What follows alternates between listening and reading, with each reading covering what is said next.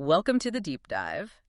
Today we're tackling something pretty striking. There's this statistic that, 91% of businesses don't actually succeed with their online marketing. 91%. That's huge. It really is. It puts the whole challenge into perspective, doesn't it? And our source material today suggests it's not usually about lack of effort. It's overwhelmingly down to not having a good marketing plan. It's a solid plan. So our mission here is to unpack what makes a successful online marketing plan tick. We're using this really insightful self-assessment guide as our base. Right. It's designed so you can evaluate your own strategy, see where you're strong, and crucially, find those areas where you can really, really grow. Exactly. And look, we're not just pointing out potential problems. No. The goal is to give you a clear roadmap. What should you do? We'll dig into the specific questions from the source, the ones businesses really ought to be asking themselves. To avoid being in that 91%. Precisely.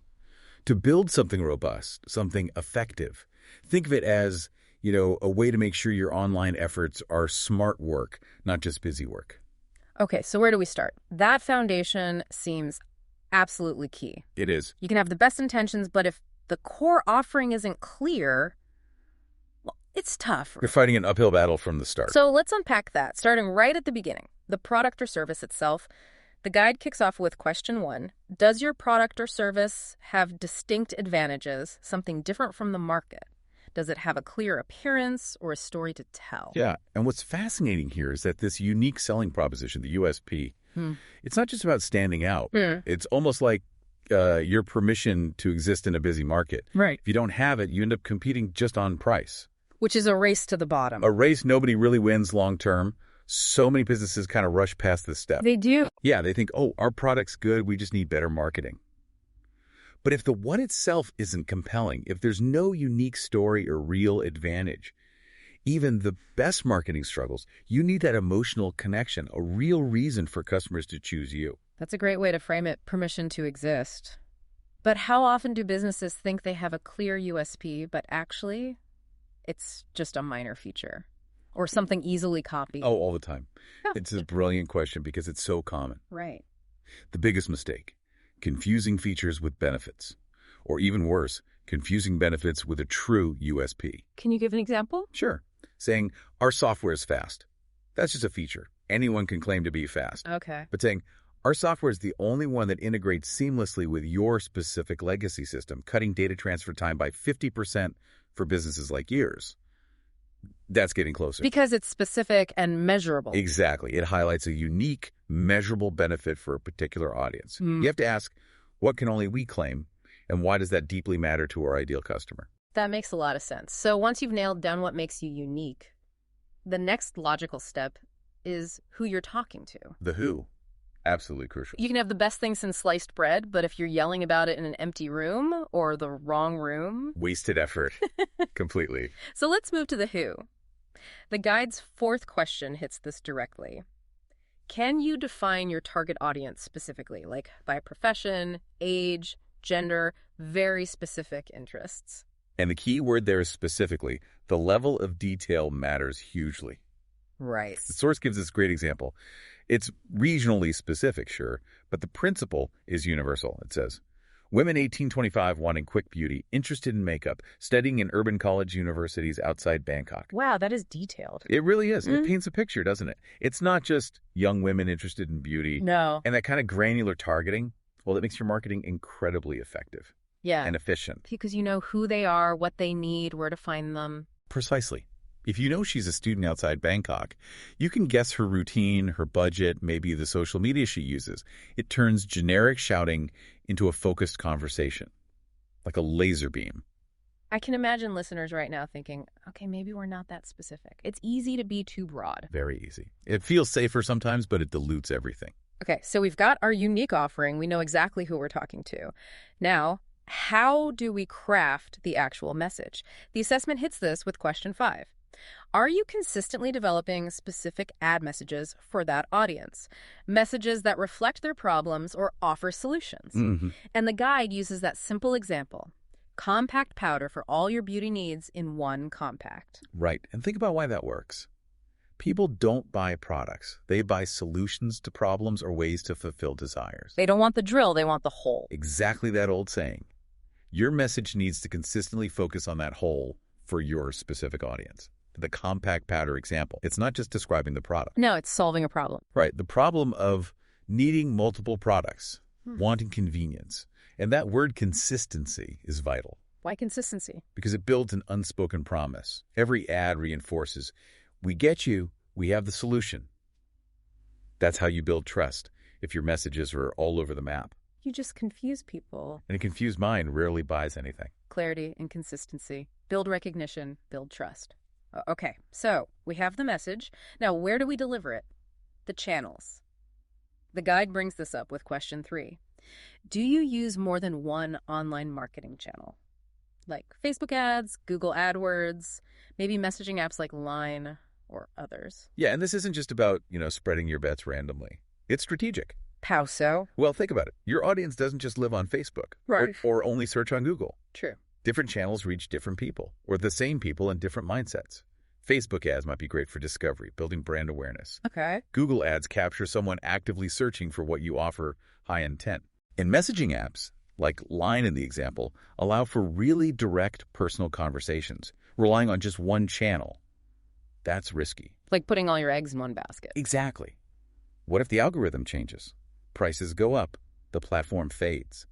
A multi-channel approach gives you resilience. It lets you meet customers where they are, tailoring the message to fit the platform. Okay, strategic diversification. Makes sense. So we're using multiple channels, delivering tailored messages, but the guide pushes further. How are those channels actually doing? Yeah, this is critical. Question 2 asks, how are your online ads, Facebook, Instagram, Google, whatever, performing now? Are they still effective, but maybe you're unsure about the long term? Or are they just not effective? And what's really fascinating there is the nuance. It's not just yes or no. Right. That distinction matters. It absolutely does. Yeah. Working now but unsure long-term signals one thing. Not effective signals something entirely different. What's the difference in response? Well, if they're working but you're unsure, that calls for optimization, for foresight. You need to dig into why you're unsure. Right. Is it audience fatigue, rising costs, new competitors popping up? You need to adapt, proactively stay ahead. Okay, tweaking and planning. But if they're simply not effective, then you probably need a fundamental change, a rethink, an overhaul of the strategy, the message, the targeting maybe. Don't just polish a broken system. Exactly. Trying to tweak something fundamentally flawed is just wasting money. This question forces some real honesty about campaign health. Honesty with the data, which brings us perfectly to the next bit, which gets really interesting. Measurement. Yes. The data. It's not enough to just broadcast messages, is it? We absolutely have to know what's working. Question 6 from the source goes right there. Can you identify customer sources, email, Facebook, Line, website, whatever, and crucially, the cost of each customer from each channel? This question is about the absolute heart of smart marketing. Understanding your customer acquisition cost, your CAC, per channel. Why is that so fundamental? Because without it, you're flying blind. You have no real idea where your marketing money is actually making you money versus where it's just burning up. Knowing it costs, say, $10 to get a customer from Facebook, but $50 from Google Ads, maybe $5 from email, that lets you make intelligent budget decisions. You know where to double down and where to pull back. Precisely. It's not just about tracking spending. It's about understanding the value you're getting. Are you spending $50 to acquire a customer who only brings in $40? That's a problem. A big problem. But if you're spending $5 to get a customer who's worth $100 over their lifetime, you need to scale that channel fast. So without knowing CAC per channel, businesses are essentially just guessing with their budget. Pretty much. And often guessing wrong, wasting a lot of money. I find this is an area where businesses are either overwhelmed by tracking it or maybe a bit resistant. Resistant? Why? Sometimes they fear what the data might show. Maybe that favorite campaign isn't actually profitable. Ah, the uncomfortable truths. Exactly. But this data isn't just nice to have, it's the compass. It guides everything. Ignoring it is like, trying to navigate a maze blindfolded. A very expensive maze. Okay, so that's acquisition cost. But what about understanding customers after you've acquired them? For retention, for ongoing value? Good point. Question 7 asks, do you collect customer data using Excel or maybe a CRM system, a customer relationship management system? Right. And this might sound like just basic operations, but the implications are huge. How so? Collecting and managing customer data, even in a simple spreadsheet, though a CRM is better long-term, is vital. Why? Personalization. Tailoring the message even more. Exactly. Imagine sending an email that references past purchases or things they looked at on your site. That boosts retention massively. It opens doors for cross-selling, upselling. And learning what they might want next. Absolutely. It informs future product development. You spot unmet needs. You see trends in your own customer base. Without that data, every interaction is like starting from scratch. You miss huge chances to build loyalty and increase that crucial customer lifetime value. It really shifts the focus from just transactions to relationships powered by data. That's it, exactly. Okay, let's pull all these threads together now. The big picture, success. The guide wraps up with questions 8 and 9. First, do you have clear, staged, and measurable online marketing goals? Goals. You need a destination. And second, can you actually tell if your online marketing is profitable or losing money? And can you pinpoint which specific parts are driving profit or loss? So what does this all really mean? These last questions are the ultimate litmus test. Right. Without clear, measurable goals, what are you even aiming for? Brand awareness, leads, sales, higher customer value. Each needs a different approach, different metrics. You can't hit a target you haven't defined. Precisely.